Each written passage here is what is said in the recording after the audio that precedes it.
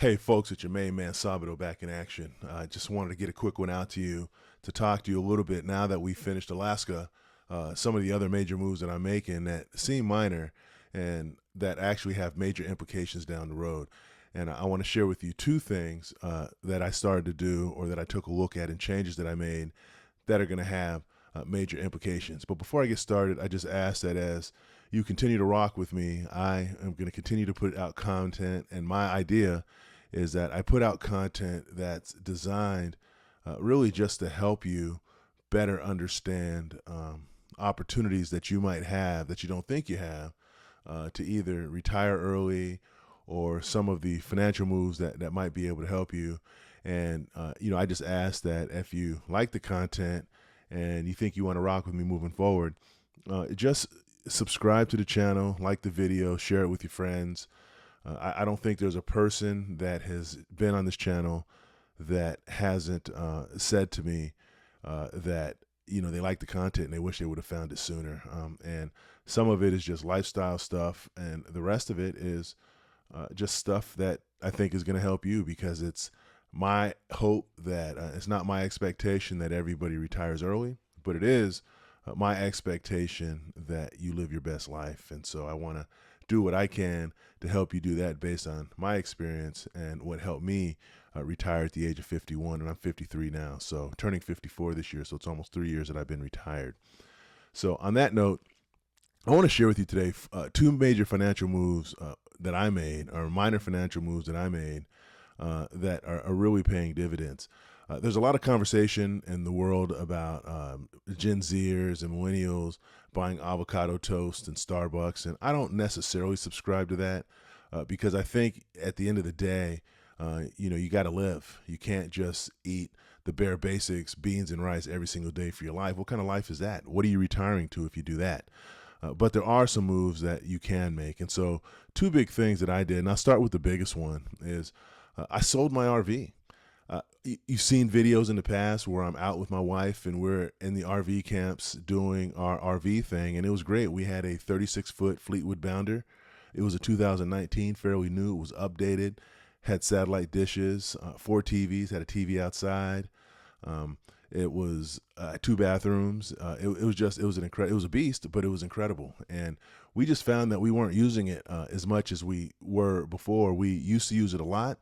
And once we retired, we realized how much we actually appreciate being at home and not having the obligations of going out. And most recently, after this last Alaska trip, we realized that when we travel, traveling is cool, but we're more comfortable at home because we've set up our home for comfort. I've got my garden outside. In fact, I had thought about recording this episode in the garden, but it's 45,000 degrees outside, and I wanted to get this out sooner rather than later.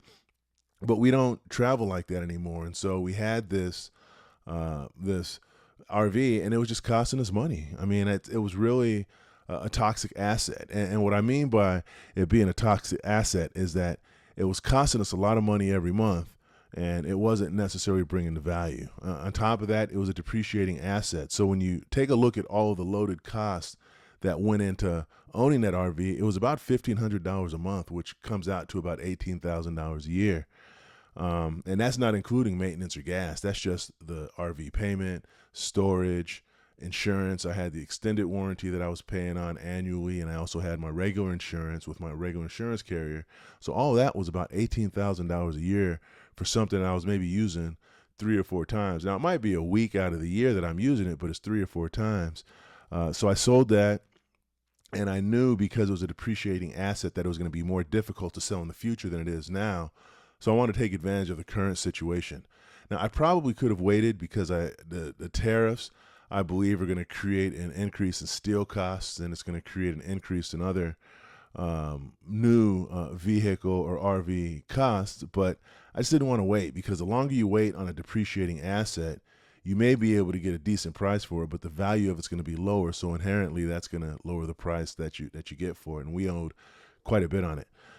So we sold it now, so we didn't have that issue, and we got a pretty good amount for that. And so now that's essentially $18,000 a year that I can take and invest. And the other thing that I did that I think we all can do is I will never tell anybody to get rid of their cell phone, but I will tell you that it is imperative that you look at your cell phone plan. My wife and I had Verizon Wireless for a lot of years, and because of the organizations that we worked at, we got discounts. Now, the smart thing I did is I never bought my phone from the Verizon folks because I always felt like that was somehow tied into keeping you with that company. And I realized that when you buy cell phones from a Verizon or an AT&T or a T-Mobile or from the carrier company, those cell phones are what are considered locked. And when you look at a locked phone, that means that the eSIM can't be changed. And so taking it outside of the network becomes more difficult. Now, I don't know if I can do it or not. Let me know in the comments if you can, because I think others in the community would benefit from that piece of information. But I don't think you can change carriers very easily, and there's a bigger process when you buy the phone from the carrier. Plus, the way that Verizon does it is they don't give you the free phone. What they do is they give you the phone, and then you pay for the phone, and then they reduce it out of your bill over a period of time. And so the last time I did it, I think they gave me, it was like my iPhone 13. I got it through Verizon, and then they took like $40 a month off of my bill for 2 years. And so I paid for the phone that way, and I got tired of that because I felt like I was locked in. So what I did is I just paid off the phone. I ended up having to pay a little bit more than I would have paid otherwise for the phone, but I just wanted to have my phone. I wanted to own the phone. I wanted the phone to be mine. I did not want to not be able or not have the flexibility to move my phone or move phone companies because I still owed a balance on it. So I did that. But when I was with Verizon, my wife and I both had our phones there, and they're about $150 a month and that's for two phones. So that comes out to about $1,800 a year. It doesn't seem like much. But what I did some research and saw that there's some prepaid plans out there. And folks, this isn't sponsored. I'm not sponsored, and I'm not trying to sell you anything, but I'm making the point when you see at the end how much this actually makes a difference. So I went from paying $1,800 a year, I transferred to Mint Mobile. And so I won't spend time talking about Mint Mobile and as it relates to their service and so on. But I'll talk about the cost after the initial discount. So the initial discount, they're having a sale right now, and it was $15 a month for the first 3 months. And that's with 20 gigabytes of data.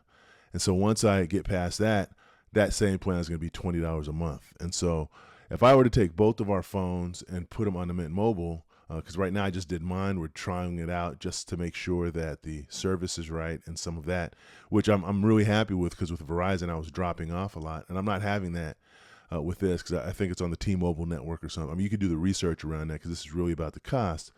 But by transferring to Mint Mobile, for both my wife and I to have not T-Mobile to Mint, it would be $40 a month. And so when you look at that $40 a month, that's $480 a year. So I would go essentially from $1,800 a year to $480 a year, which when you do the math, it's about $110,000 a month that I'd be saving. Plus, that's another $1,300 a year that I'm saving. So while these two things don't seem like that big of a deal, and they just seem like, okay, I'm changing my budget, these two changes save about $19,300 a year.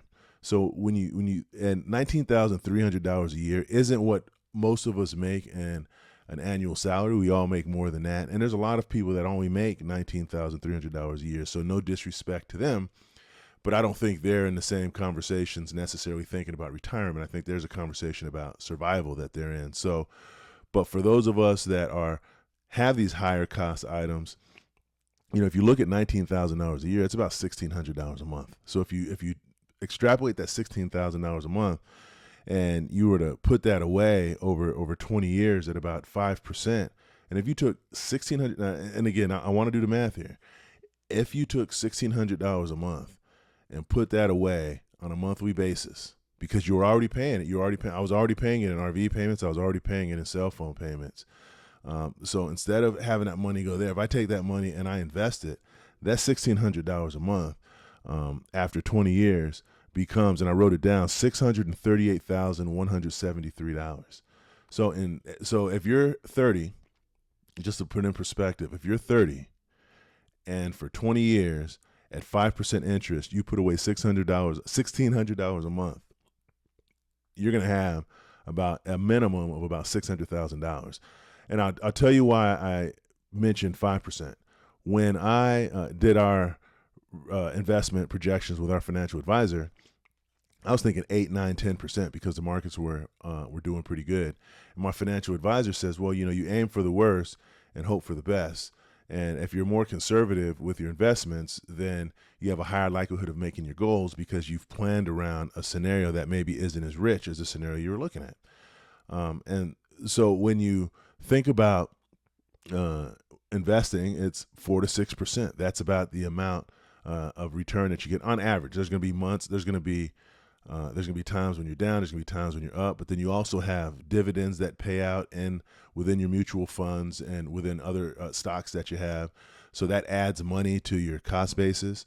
So the amount of shares that you have may be bigger than what you actually put in. But if you just look at the numbers, if you just look at 5%, which is right in the middle of the 4 to 6% that we've been working with, it gives you $638,000. And $638,000 takes you closer to that $1 million mark that most of the experts say that is a baseline for you to be able to retire early in the absence of pensions or any other types of payments or any other types of income. I'm not saying that that's our situation. I'm just saying that that's what they say. And that puts you significantly closer. So then let's say you have a year or you have years where you have years of bull markets, which are markets that are, the stocks are growing significantly, you're easily could double that number.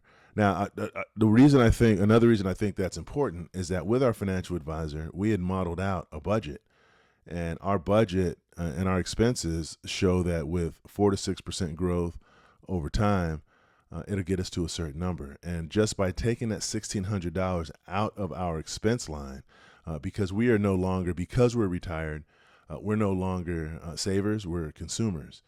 And so we're spenders. And so as opposed to trying to take that money and recover it and put it away, we don't have jobs that we go out to and try to make money.